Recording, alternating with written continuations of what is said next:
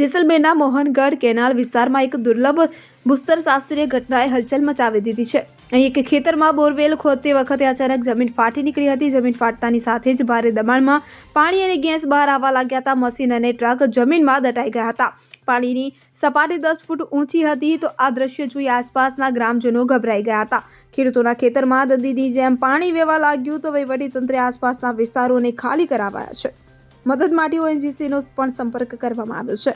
મળતી માહિતી અનુસાર આ ઘટના જેસલમેરના મોહનગઢ કેનાલ વિસ્તારમાં બની હતી। એક ખેડૂતના ખેતરમાં ટ્યુબવેલનું બોરિંગ કામ ચાલી રહ્યું હતું। મશીન વડે લગભગ 250 મીટર ખોદકામ કરવામાં આવ્યું હતું જ્યારે અચાનક જમીન ફાટી ગઈ હતી।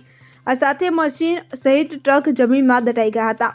ટ્રકનો માત્ર બહારનો ભાગ જ દેખાતો હતો। આ સમય દરમિયાન ભારે દબાણ હેઠળ ખાડોમાંથી પાણી અને ગેસ બહાર આવવા લાગ્યા। પાણીનું દબાણ એટલું વધારે હતું કે તે લગભગ 10 ફૂટ જેટલું બહાર ઉછળી રહ્યું હતું। આ દ્રશ્ય જોઈને ગ્રામજનો ભયભીત થઈ ભાગી ગયા હતા। Bureau report CN24 news.